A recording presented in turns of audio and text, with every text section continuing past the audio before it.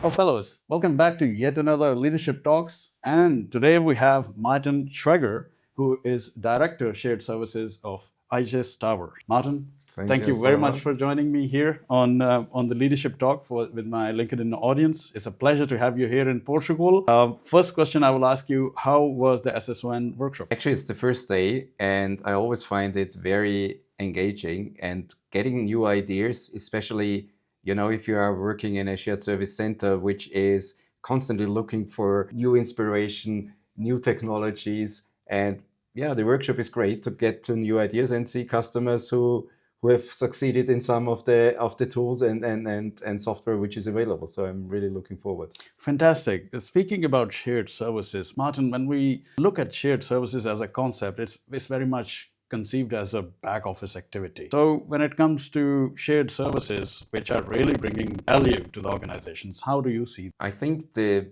biggest challenge in not being seen as a back office is that you need to drive change and you need to change processes from a shared service center perspective. And we are sitting in the middle of most of the data, and basically in my case everything passes through us one point or the other. And so you have an end-to-end overview of all the issues in the company. So we are very, let's say, asked to change and to propose changes in these processes because we know where it's going wrong. So it's quite easy for us to identify the issues. And if you are the one who can identify issues and propose changes to the process, you become important for the company. And I think this is where you mature from a kind of back office, just transactional task to become a go-to organization when it comes to best practice. Lovely. You have touched a topic which is very close to my heart, that is the change. So when it comes to these stressing hours and targets and pressure, how do you balance, Martin, the people part, the change part, and then the value itself? Yeah, I think it very much depends where the company is in the journey. Some companies, they are looking at cost. They want to make sure that you have the best efficiency for finance processes, and it all comes down to costs and headcount. If you're in that situation, then, well-being of the people or, making sure that the customer is served well is maybe the second priority. So for most companies, the whole purpose of creating a shared service center, and that never goes away. After you have the growth path and you have established yourself, you are under pressure on cost. And that doesn't change during the journey. So first of all, efficiency. I think this is number one. Secondly is customer satisfaction. Customer satisfaction is always a question mark. It's a balance between making sure that the customer is happy, but making sure that the process is followed and you are staying efficient. If you try to satisfy the customer and do everything they want, you will never be. And that's part of the problem. Absolutely, absolutely. And while talking about the problems and then potential solutions, there's yet another revolution: artificial intelligence. How do you relate artificial intelligence in today's advanced shared services organization, and how do you see it can benefit the shared services? I think that's an interesting question. And part of why I'm in Lisbon this week is because of AI. And what do other companies do about AI and how do they see it? And I had an interesting, let's say, recall of my last attendance of a SSO meeting in London 3 years ago. And there the big topic was RPA. Everybody thought RPA, all the processes will be kind of mirrored in RPA and we don't need any more people after that. And today everybody said in the meeting, actually RPA failed completely. It didn't save any headcount in a sense. It helped the work, the transactional part, to be a bit more efficient, but headcount savings were not that big. And I think, and I hope for all of us as human beings, that AI will be a similar journey. It might be a partner, it might be an assistant, but I hope it will not replace human beings in what they do. And that's worth a little bit the overall theme in the AI discussion, at least for today. Nobody sees AI will replace CPS, SSC, and all what we do today.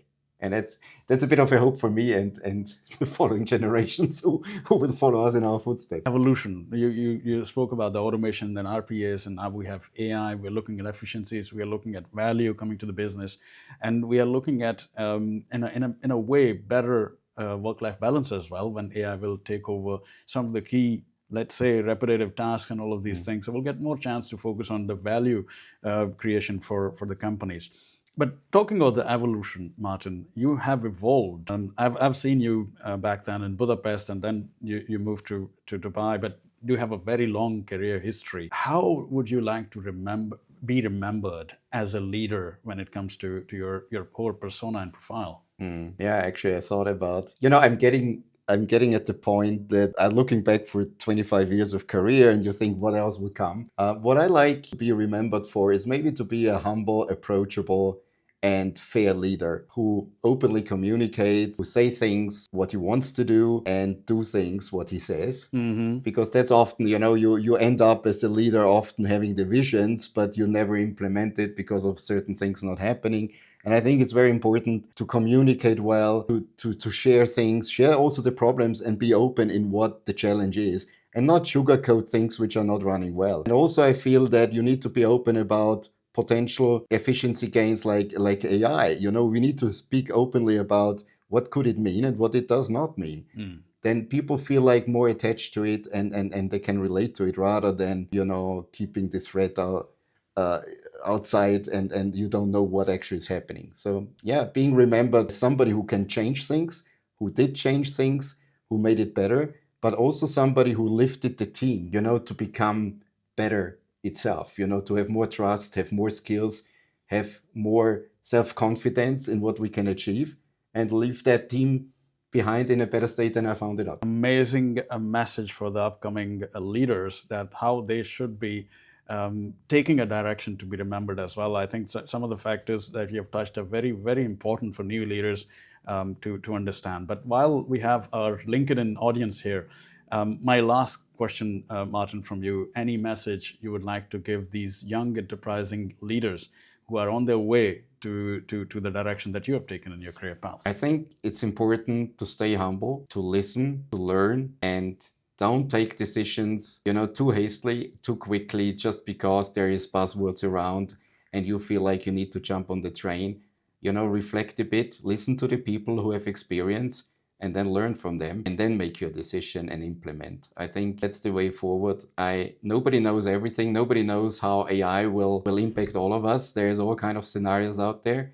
But, looking back in history, all of these massive changes have not led to this ultimate, frightened scenario that we all lose our jobs and there will be nothing left for us to do. It didn't happen the last 2000 years whenever there was an evolution of new technology like computers or like automation or RPA. Now it's AI.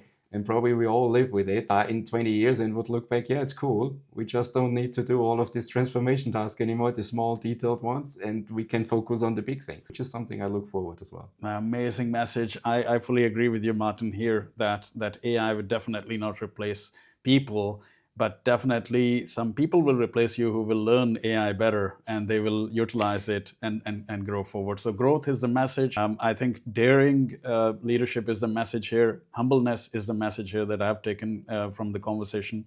And I'm sure you guys have taken a lot of messages from our conversation together. So please do feel free to comment down there in the comment section. What do you think about our conversation? What are your views about AI? And how do you see shared services as well? But Martin, really thank you very much for joining us here today. And thanks very much for your time. Thanks for the opportunity. Thank you so much, Solomon. Cheers. Thank you.